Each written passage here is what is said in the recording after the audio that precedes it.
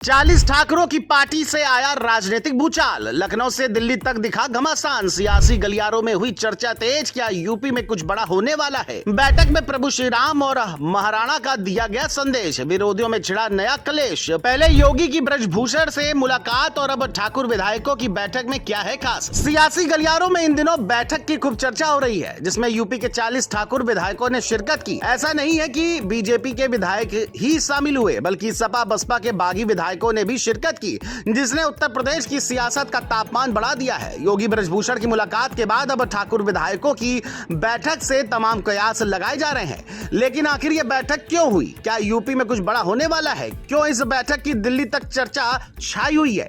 इस वीडियो में सब जानते हैं। दरअसल एक और जहां मानसून सत्र चल रहा है, तो वहीं दूसरी ओर लखनऊ के क्लार्क अवध होटल में ऐसा नजारा देखने को मिला, जिसने यूपी की राजनीति के गलियारों में हलचल मचा दी। क्योंकि करीब 40 विधायक, जिनमें से ज्यादातर क्षत्रिय यानी ठाकुर समुदाय से थे, सब एक ही छत के नीचे जुटे। दावा किया गया ये महज एक पारिवारिक मिलन है, लेकिन राजनीति में इस महज शब्द ने सबको हैरान कर दिया है। माना जा रहा है इस महज पारिवारिक मिलन के पीछे ही असली खेल छुपा है, जो आने वाले समय में पता चलेगा। आपको बता दें, ये बैठक सिर्फ खाने पीने या गिफ्ट बांटने तक सीमित नहीं थी। एक व्हाट्सएप ग्रुप कुटुंब परिवार बनाया गया, जिसमें बीजेपी, सपा और बसपा के ठाकुर विधायक शामिल किए गए।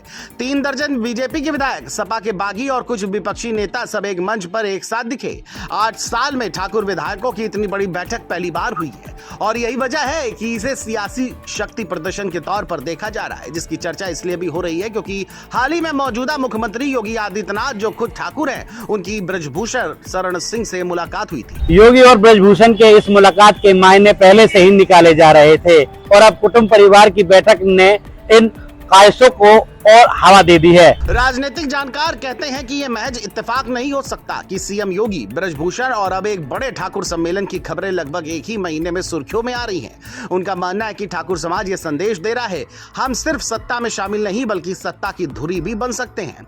ऐसी खबर है कि इस बैठक में हर विधायक को भगवान श्री राम की मूर्ति, महाराणा प्रताप की तस्वीर और पीतल का त्रिशूल उपहार में दिया गया है। ये प्रतीकवाद मामूली नहीं है। राम का मतलब सांस्कृतिक और धार्मिक एकता, महाराणा प्रताप का मतलब शौर्य और स्वाभिमान, और त्रिशूल का मतलब आक्रामकता और शक्ति। सबसे दिलचस्प पहलू ये भी था कि इस बैठक में बीजेपी, सपा, बसपा तीनों दलों के ठाकुर विधायक मौजूद थे। सपा के बागी विधायक राकेश प्रताप सिंह और अभय सिंह ने भले ही खुद को सामने नहीं रखा, लेकिन बताया जाता है कि पर्दे के पीछे उनकी भूमिका अहम थी। उन्होंने पश्चिमी यूपी के बीजेपी नेताओं के जरिए ये दावत बुलवाई ताकि सत्ता और विपक्ष के ठाकुर एक मंच पर आए। वैसे भी यूपी की राजनीति में यह दुर्लभ है कि तीनों बड़े दलों के विधायक बिना पार्टी के झंडे के एक ही टेबल पर बैठे। ये संकेत है कि जातीय एकजुटता राजनीतिक सीमाओं से बड़ी हो सकती है, और यही बात सत्ता पक्ष के लिए भी चेतावनी और अवसर दोनों है, ऐसा रिपोर्ट्स में दावा किया जा रहा है। राजनीतिक अनुभव रखने वालों की माने तो यूपी में 40 विधायक एक साथ आए और उसमें एक ही जाति का वर्चस्व हो, तो उसे महज दावत कहकर नजरअंदाज नहीं किया जा सकता। खासतौर पर तब जब विधानसभा का मानसून सत्र चल रहा हो, बीजेपी के प्रदेश अध्यक्ष की नियुक्ति और मंत्रिमंडल विस्तार पर चर्चा हो रही हो। ऐसे वक्त में यह बैठक एक पॉलिटिकल मैसेज भी हो सकती है। योगी ब्रजभूषण मुलाकात, ठाकुर सम्मेलन और जाति एकजुटता के ये संकेत बताते हैं कि आने वाले महीनों में यूपी की राजनीति में एक नया शक्ति समीकरण बन सकता है, जो यूपी की सियासत में भूचाल ला सकता है। अब आगे क्या होता है, इस पर सबकी निगाहें टिकी हुई है।